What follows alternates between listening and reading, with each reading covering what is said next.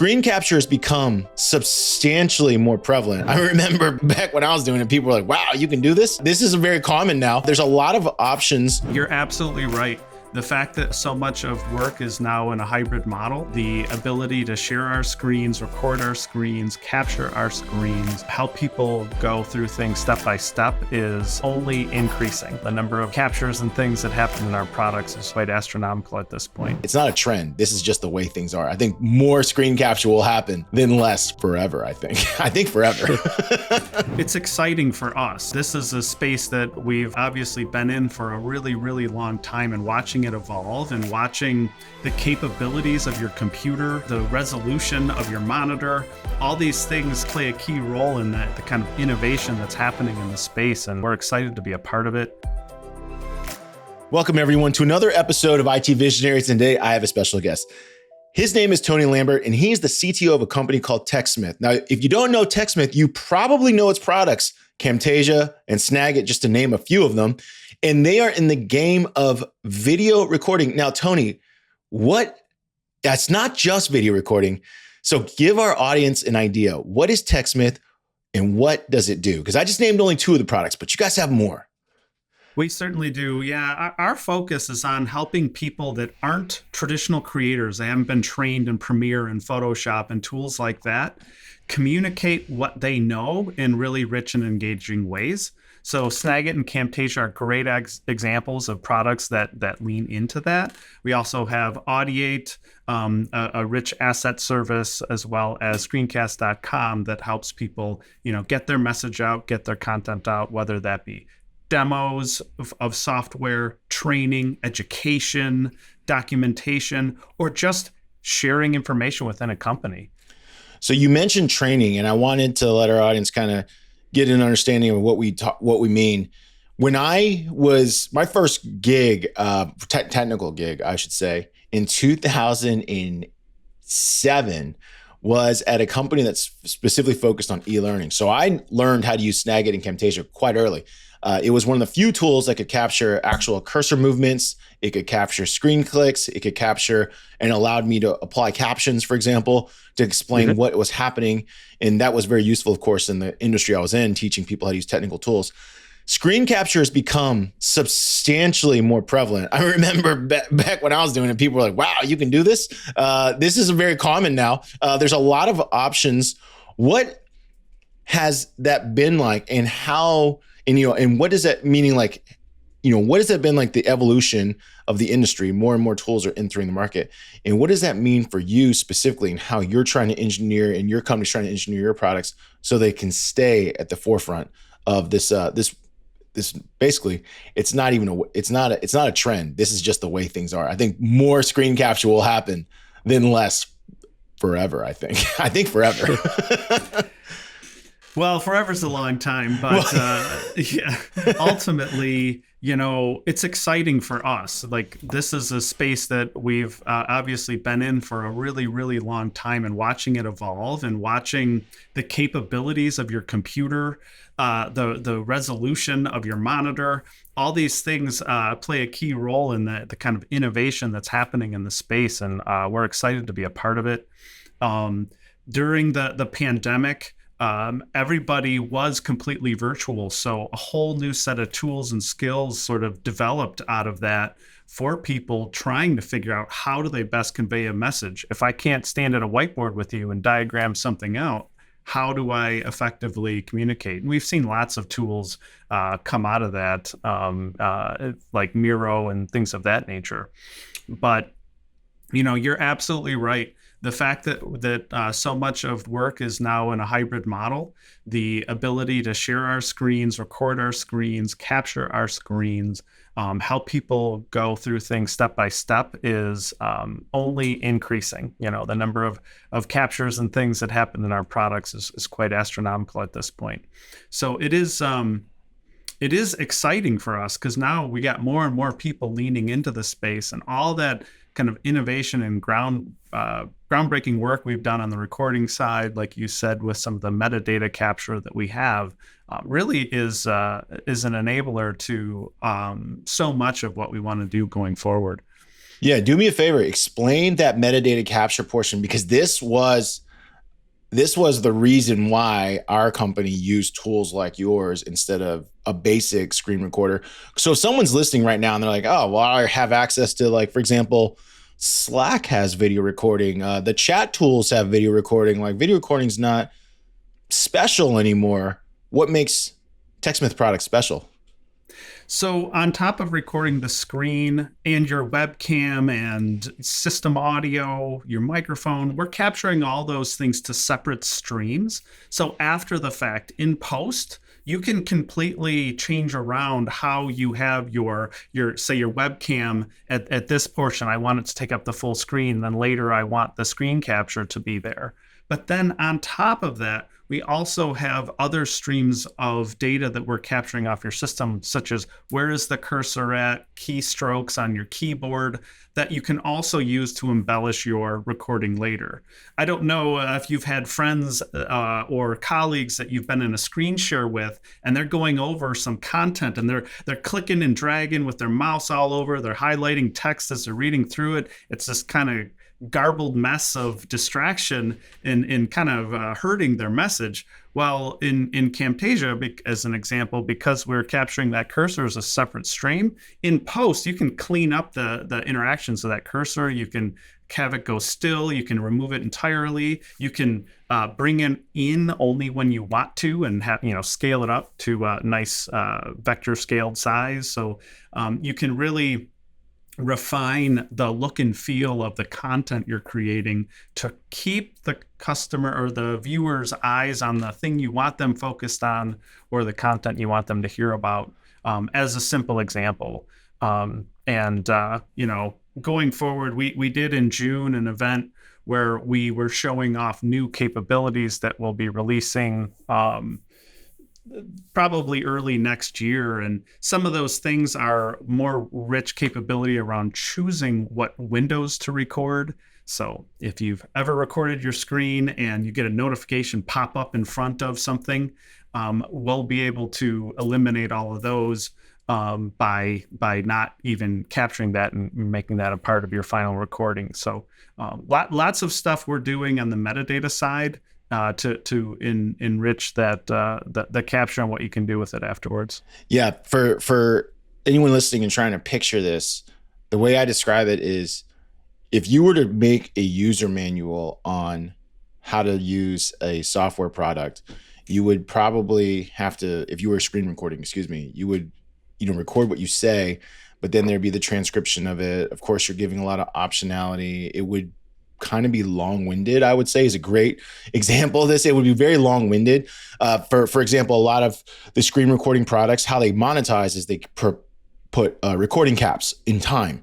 So like if you can't get your message across in the allotted time, you have to pay more money or whatever the case may be. But what I liked about these tools back when I was using them is, like you said, the ability to capture metadata, the ability to record endlessly, edit it, and create a nice crisp piece of content that someone could easily use and learn quickly. The capturing of field names, keystrokes, like putting it all into the prompting engine. Like there was like a prompting engine, like I could create all the prompts that I was basically doing for me. That was killer. One of the reasons why we wanted you on the show specifically is this is an industry where I think it's becoming more common, but common often becomes blurry because more people are used to screen capturing tools. More people, like there's more players in the market all the time.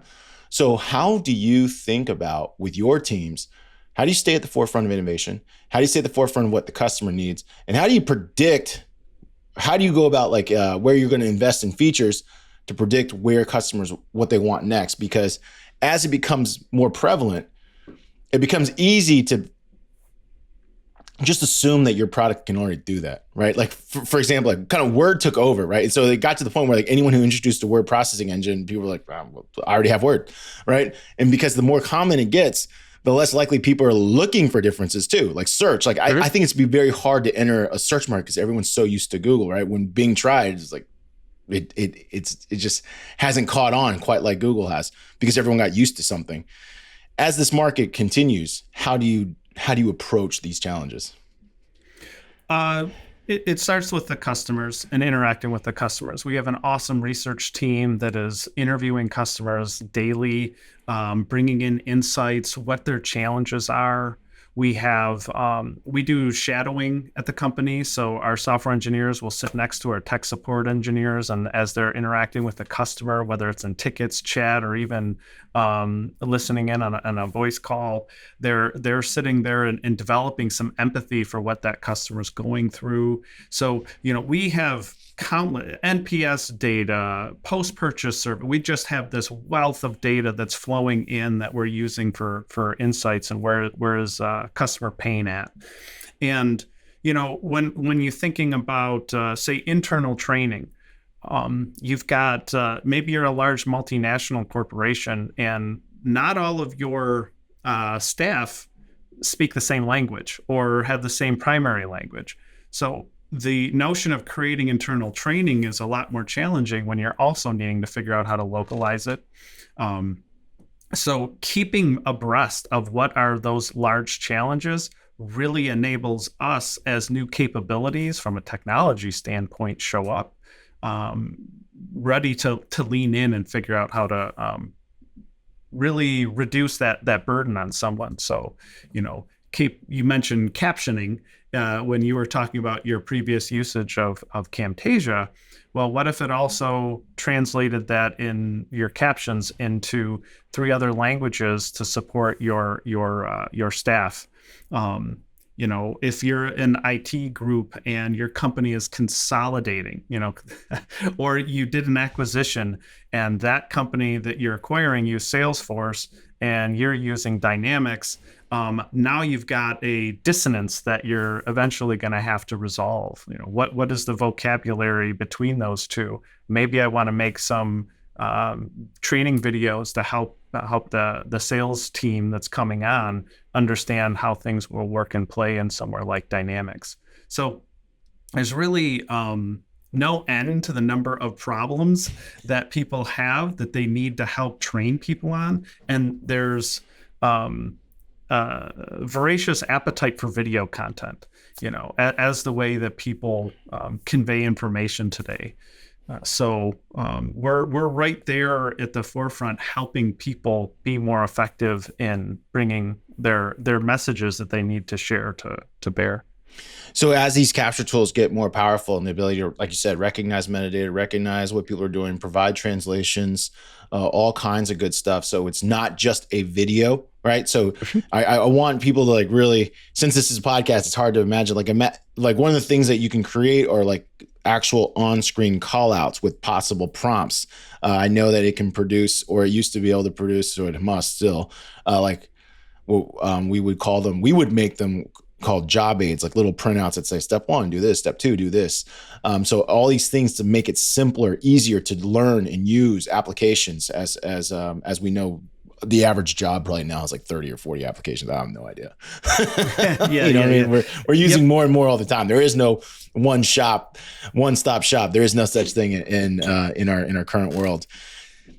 Imagine seamless customer experiences, fast internet, and the bandwidth required to embrace new technologies. Are you ready to experience the network that makes it all possible? There's no network quite like Zayo's.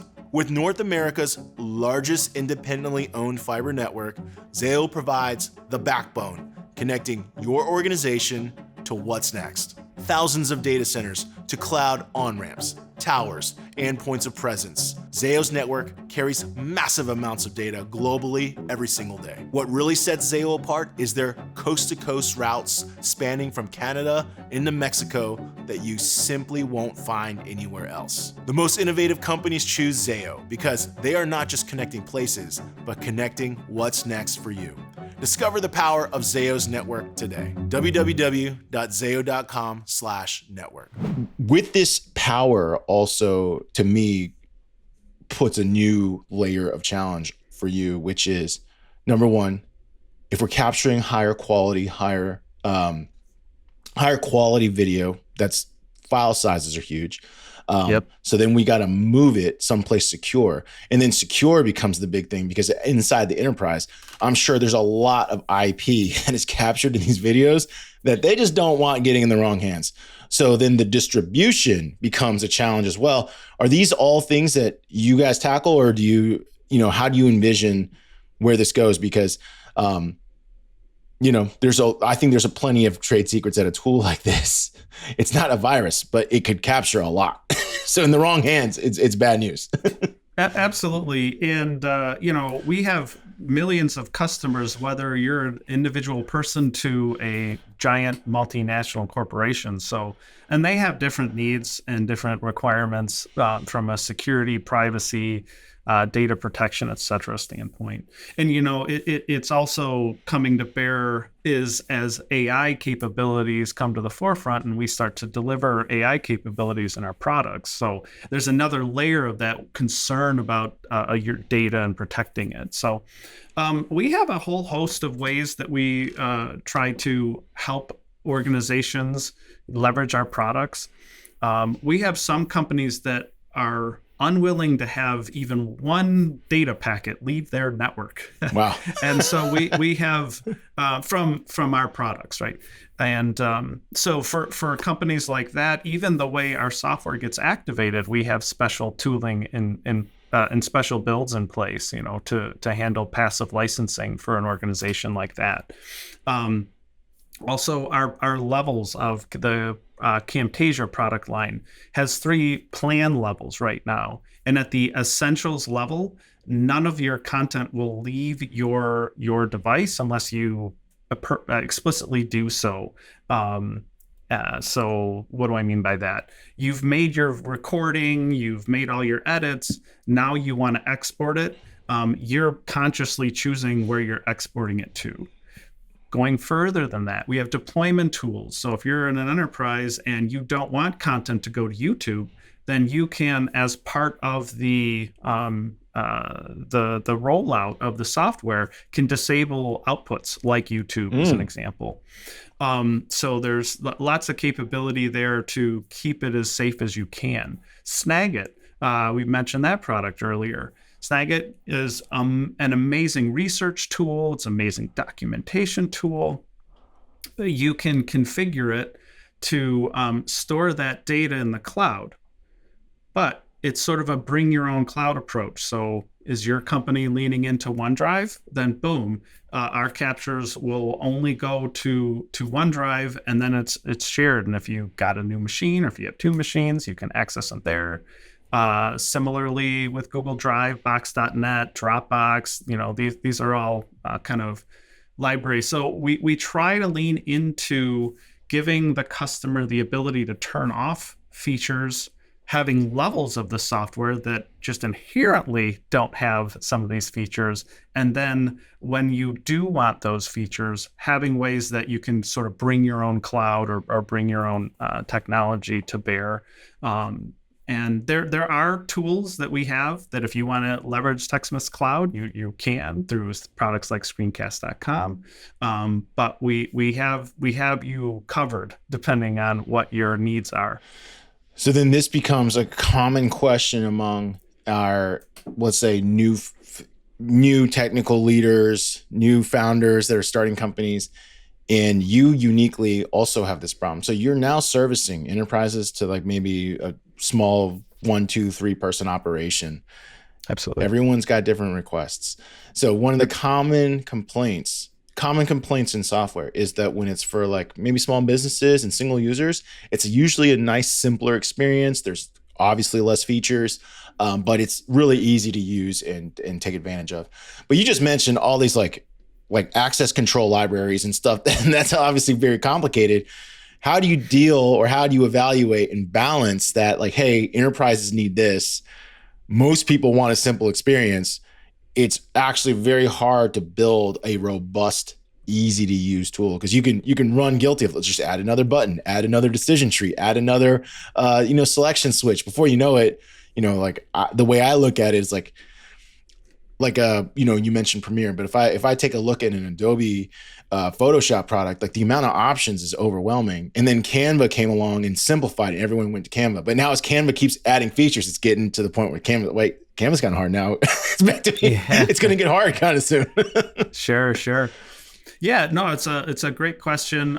There's a number of different techniques that we'll use. There's models like the Kano model, or what we've been leaning into recently is what we call 4D roadmaps, which you can Google those terms, but they're a way for you to look at your roadmap and make sure you're hitting on all the different areas that you kind of think that need to be.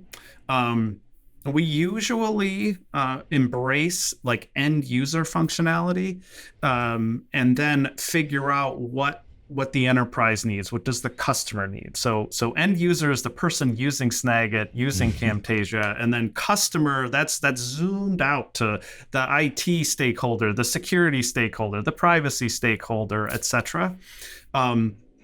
So we do have to balance those two things. We lean towards the end user generally, and then learn more through sales conversations, customer care conversations. What do those other stakeholders need, and start to bring those capabilities as we learn about them. But I mean, we've been in business for decades, so we have a tremendous amount of knowledge and experience on what some of those organizations need. So as soon as we're looking at adding a feature that's going to need to send data off device, we're immediately thinking, okay, well, we'll need to add that to the deployment tool. It's just sort of part of the feature development process. It's kind of built in, just like people say, let's shift left on security. We shift left on where's that data going. So it's just part of the plan right out of the gate. How do you teach this to your engineers? Because when we have technical leaders on our show, they always talked about like, hey, like maybe there's like principles. Hey, this is the way we think of new features, how you treat your code, how you make decisions. Because obviously your ability to disseminate and create autonomous aligned leaders in development will make everything easier. If everyone has a different view of what the company wants, that's very hard to produce any product, because this guy's like, oh, I thought we would have wanted that, and they engineer a solution that isn't what you wanted. How do you go about making sure that alignment's there? Because you mentioned that years of history, but surely not everyone on your team has that many years of history as you have.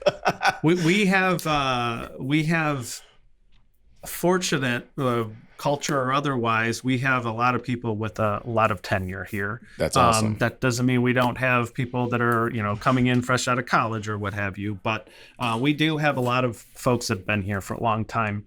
But there's lots of ways we handle these types of things, whether it be, I do something called CTO tidbits. So I have like a monthly episode that I'll send out to staff, and I'll lean into different topics depending on, like, AI's been going crazy out in the industry. So I'm talking about what we're thinking about AI, how we're approaching it, where you can find tools, what tools are you allowed to use, because just as our customers have data they want to secure, we have data we want to secure, and just working to create the groups with real strong knowledge in the different areas. So my security guy's awesome, my privacy guy's awesome, my AI policy guy's awesome, and making sure that they're talking to one another, and we have the right venues in place to disseminate that. We are a company that leans into video. So I mentioned I do CTO tidbit videos, and I'll bring in my security guy to talk about a thing. I'll bring in the AI guy to talk about a thing, and so on and so forth. So it's really it's really about communication and trying to figure out how to do that more effectively. And the one thing I do for my CTO tidbits is I don't make them required viewing, which puts extra burden on me to try to do a good job with the information I'm trying to share, and then, making sure that product's aligned. Like, I need product to care about the security in our products. Yeah. And, talking with our sales team, the the government wants every piece of software that's running in the government to go through a software security attestation. My sales team's like, hey, where's that at? We sell, X amount of dollars into the government. This is going to become a barrier for us. Let's try to figure it out.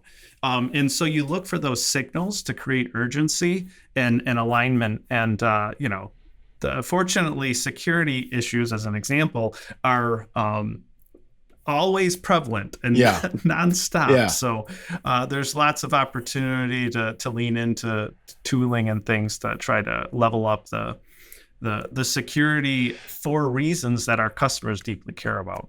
So I picked up on some cultural nuggets based on what you just said. I'm curious, why do you think you have so many long tenured engineers?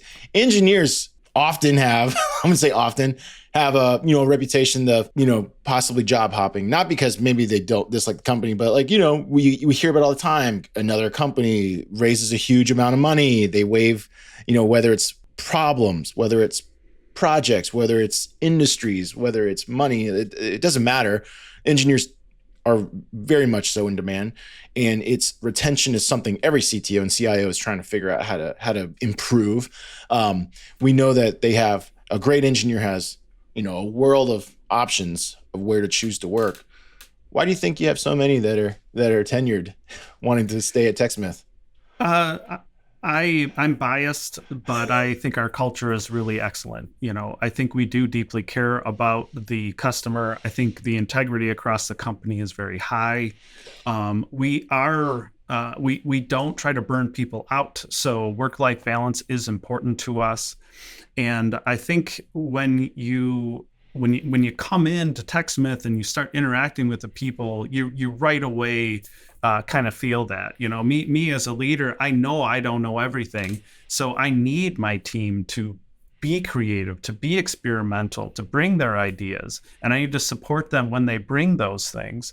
And so when you get the right elements of people have the context they need to drive after a problem, they have the support they need from leadership to explore and experiment, and you have kind of a culture that isn't my way or the highway. These really come together and reinforce one another, and I think it does cause people to want to stay with the company and want to watch it succeed. And we do awesome things. We help people communicate. We help them get their message out. We help them connect with other people in ways that they otherwise couldn't. We hear stories all the time about, I was in this job and I made a video, and then somebody was like, that was great. And so then I made another, and fast forward 2 years, I'm now the head of our new training department and, have this flourishing YouTube channel. And we're able to help enable that for people, and it's really rewarding. That's awesome. For yourselves, we know engineering teams interact with customer service, sales. You mentioned the sales bridge there.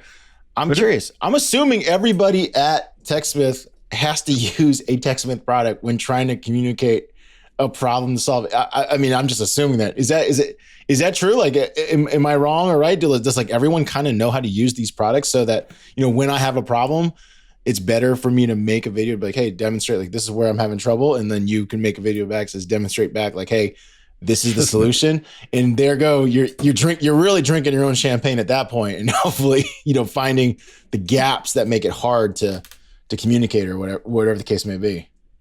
Absolutely. We have something we call Demo Dojo, where some of the experts on, say, Camtasia will anybody at the company can raise their hand. We'll carve out time for them to participate, and they'll go through and they'll make a piece of content that we're going to put out on YouTube or on our Camtasia channel or wherever else on our tutorial pages. And so it's not just like, here, use the product. You're going to use it and get it to a level of polish that we're going to publish and put the company's brand behind. So we have programs like that to help people out. But yeah, I mean, you find a bug, share a video. Like that speaks volumes Oh, when I remember you're having to trying write to. like how I repo it. I'm like, yo, this sucks. Like, Oh, yeah, absolutely. Yeah. So yeah, we drink our own champagne all the time. I mentioned research. So if I'm going through and trying to capture stuff, I'm boom capture, boom capture. It's collecting in my Snagit library there. I can pull that into Markdown documents or whatever else. The power there is not trivial. Once you get used to it, out of the box, it's easy to use, but there's a lot of power in Snagit if you lean into the different profiles and things that you can do and have special key maps to different things. Like, oh, I want to quickly grab the text out of this document I'm looking at. And I don't mean copy and paste. I'm talking about like an image that you need, yeah, you want to just get pull it it as out. raw Yeah. text. Yeah. Yeah. I remember, things of that nature. I remember when I would have to report bugs and my engineer, I remember the first time I made a video of what I was doing. And my engineer was like, why'd you do that? And I said, well, I wanted to show you because I couldn't explain it. He's like, but now I have to watch like a 6-minute video of you fumbling around. Like, I don't really know what you're doing either. I was like, can you narrate this? Now this is pre modern. This is circa like 2013. And I remember being told to narrate it. Okay. So now I narrate it, and then it got longer somehow. And he was just like, you're wasting my time. Can you write this up? I'm like, oh my God. Like, I thought I was doing you a solid. I'm doing myself. But he was saying like, it's easier for me to in text look and quickly see what's going on. And so I know that the modern screen recording tools can, like you said, if I were to move my cursor and click the, mark clip button of Riverside, it would just know that. And then it could produce the text version of that. So if I want to see a video or a picture, I could, but I could just do it. It produces all the steps. Now I can repo the bug. No problem. I cannot, I wish I had the advanced versions of the modern Snagit and Camtasia back then. It would have saved me a lot of time. Yeah. The bug repos is a great example, but any kind of documentation about how to do something, we're moving, project management type tools, doing a bit of our own consolidation. And hey, this is the way you used to do it in this tool. This is the way you now do it in the new tool. And it's an important use case because there's always great training on the new tool all by itself, but we need to translate the vocabulary and style of thing in the old tool. And so, we use it for that type of thing all the time. Our HR team loves to roll out, they call them benefit bites. So it's like, a 1-minute video every week that just kind of helps you better understand what we have available to you as an employee, things like that. So lots of, like you said, lots of champagne drinking. It's funny that you mentioned HR because I was thinking in my head how the longest processes that we had to create training for at this company were all in HR. They were all in PeopleSoft and then eventually Workday. And I was thinking to myself, like, man, this is like a requirement for HR. And then you came out and said it. Yeah.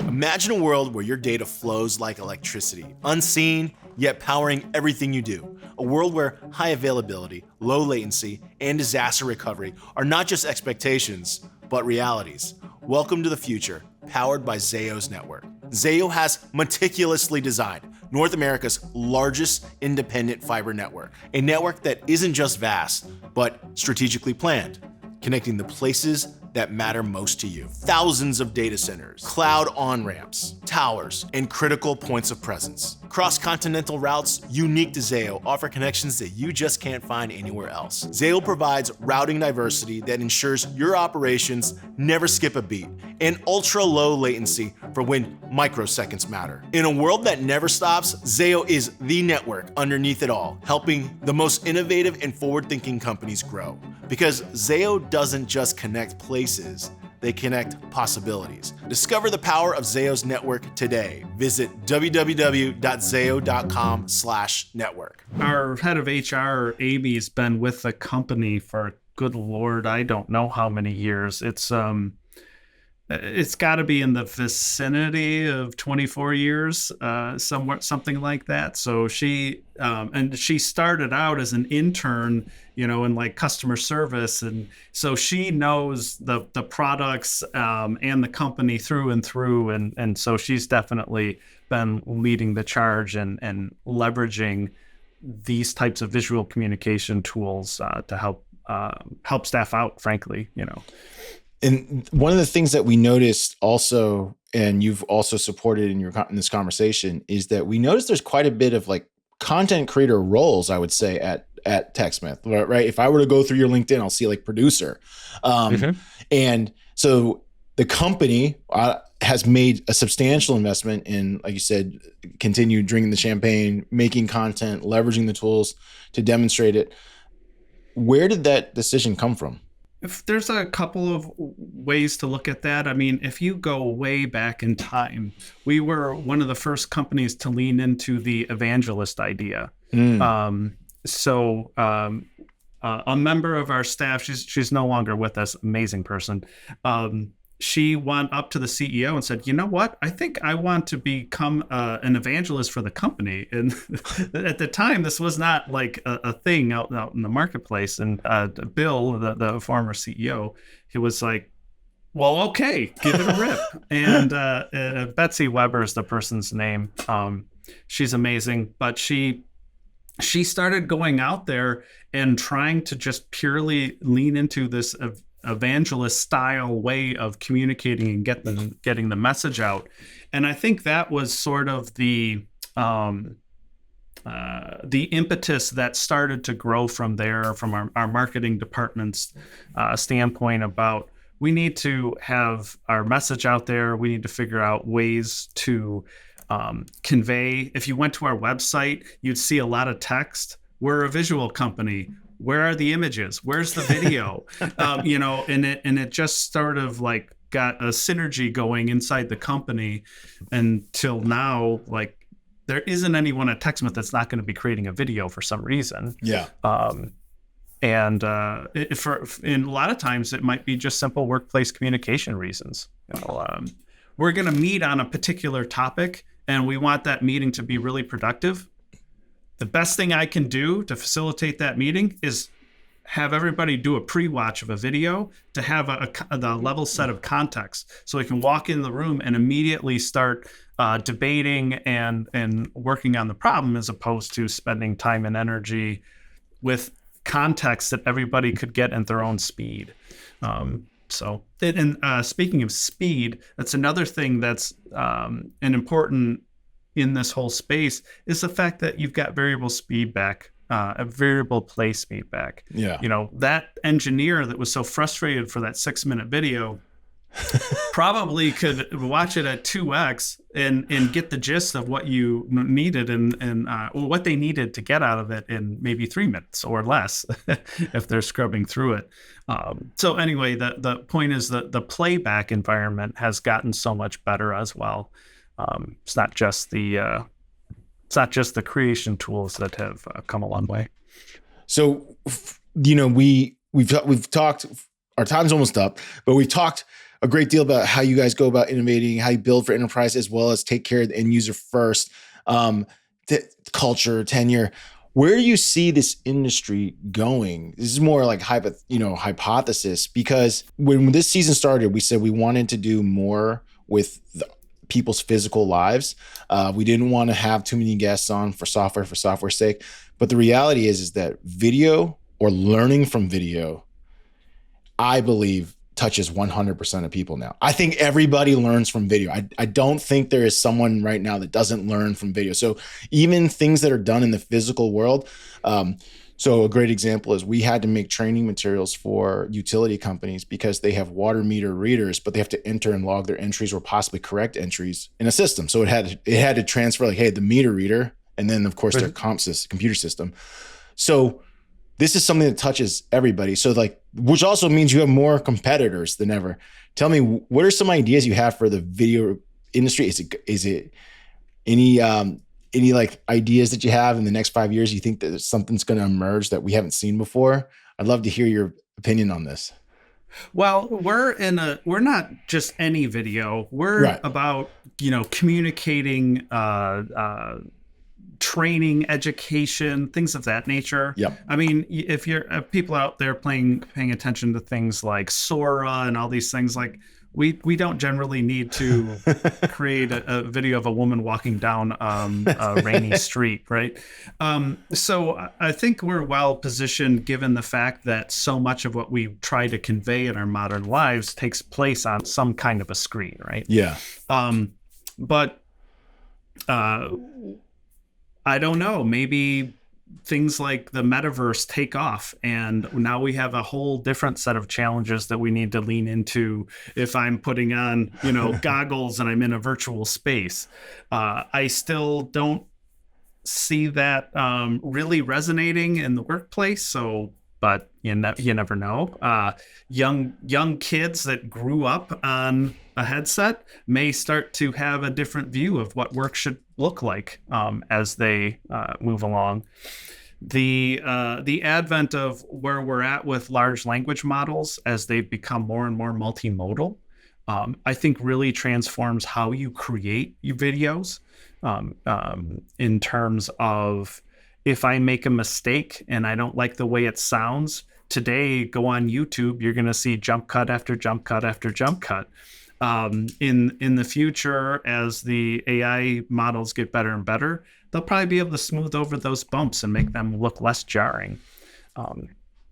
Ironically, one of our products, Audiate, does an amazing job helping you edit your video by editing text, like you're in a word, almost like you're in a word processor. And as you remove text and things like that, it puts in those cut points. There'll be a point in the not so distant future where if I delete something, it'll be able, and I want to change, maybe I said the wrong word and I want to delete that and put in the right word. The AI will be able to generate that little section back for me so that I did say the appropriate word, versus what some people would do today might be put a big old call out on the screen that said, puts the incorrect word. I meant blah, blah, blah, to try to smooth it over. But once you're interacting with the video with text, that really kind of simplifies that world quite a bit.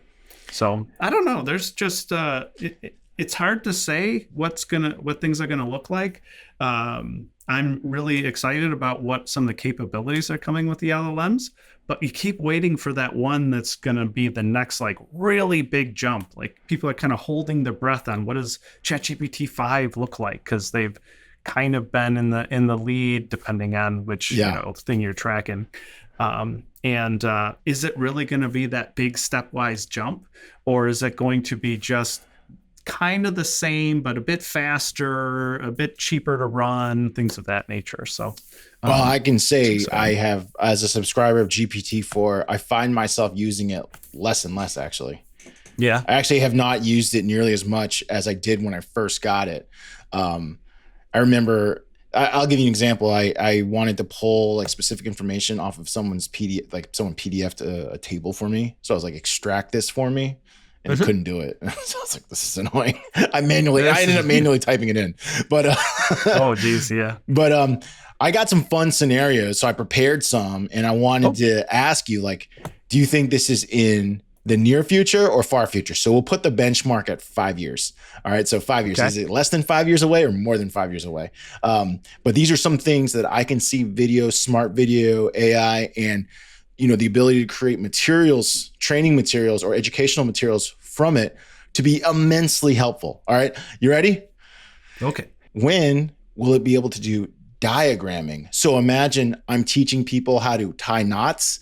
Like it can recognize the motion of my fingers and it can say, this is how you move it in order to tie a specific knot. Is that more than 5 years away, less than 5 years away? I think that with today's capability, somebody could pull that off in the near 5 years if it was really bespoke to knot tying. Yeah. As just like a general thing, that it happens to also be able to accomplish that, maybe you're pushing past the 5 year mark, if that makes sense. Yeah, that makes sense. How about manual skills? So knot tying was one, but like, how about like electrician work where if I were to video myself wiring up a switch, it would be able to recognize, hey, take the hot wire, the red wire, which I don't have to type, I don't have to say. It would just recognize like, hey, the hot wire's red, it connects to the, the second lead. And it could create a transcription of a manual skill. Let's get optimistic here. I'm going to say that can happen, at least get you a decent amount of the way on the path in 5 years. This is going to be game changing. I'm just thinking about the amount of content that the things like the LLMs are swallowing up off of places like YouTube, and the amount of that how-to of those types of skills. It's not going to be right. You're going to need to edit it, but I think it can give you a rough draft in the 5-year time frame. Yes. So the reason why I'm asking is because I recently had to replace the lawnmower blade of my lawnmower. And of course, I went to the factory videos of how to do that. And they had diagrammed in addition to the video to support like, oh, when you turn, you're going to turn this thread counterclockwise. But it had like that rotation, and it was a simple effect, but like the idea is if you weren't listening, or you could easily see that that's what you needed to do. So I think like manual skill, that's exciting. 5 years away. I don't have to hold you to it, but I think it is possible given how smart the multimodal nature of these things is starting to get. So, but they're content vacuums, so that they need more content. How about soft skills? Like, so my son, for example, he's got bad posture. And so if I were to record him and maybe evaluate him doing a presentation, I'd want to identify that, hey, your arms are crossed, it's standoffish. Hey, you're slouching, you lack confidence. Hey, you've rolled your eyes in the back of your head, you're signaling I'm not listening. Yeah. So those are more like soft. I mean, they're physically happening, but it's very subtle.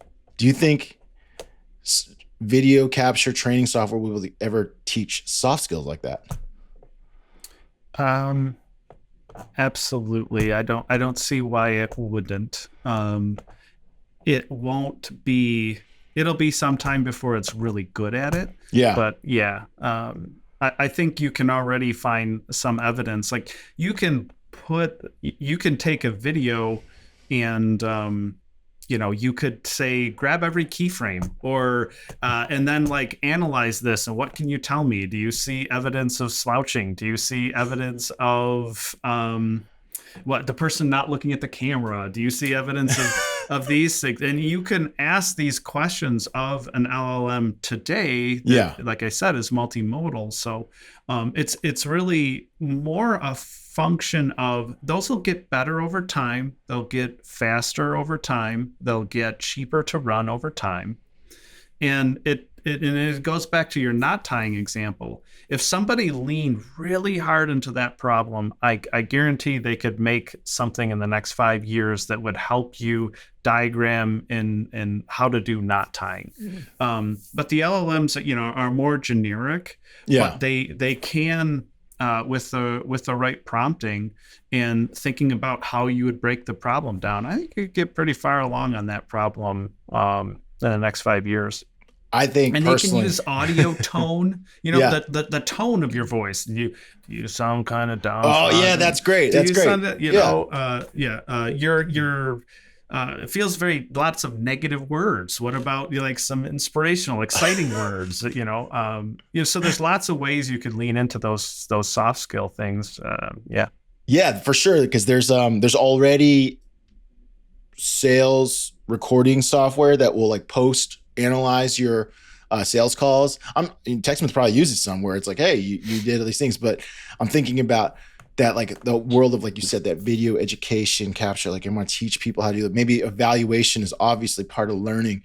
The world is really, I feel like it's just really begun. Like people feel like, oh, how much more can video recording be? It's like, that's because you're thinking of only capturing the screen. That is checked. Yes. It's all the other stuff that is where the power is.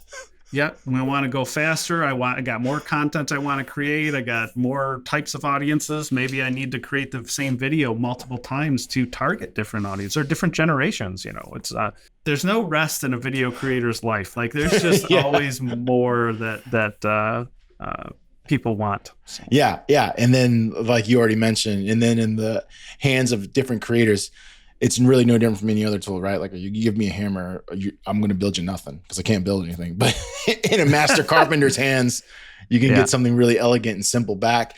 Listen, everybody, I hope you enjoyed this conversation with Tony. I want to say thank you for joining us today on IT Visionaries and expanding our knowledge of what screen capture is. I think we all, like I said, rely on a screen capture of some sort to learn. And so I really thought that it would be cool to hear like where it can go and what it can be, since I think, just like I said, I think just about everyone on earth that has a computer has now experienced learning through video. And if you're curious about TechSmith, check it out, techsmith.com. The link will be in the show notes. Check it out. If you're looking for better tools, they're linked below. Tony, thanks for joining us today on IT Visionaries. Thank you very much. It was a pleasure to chat with you.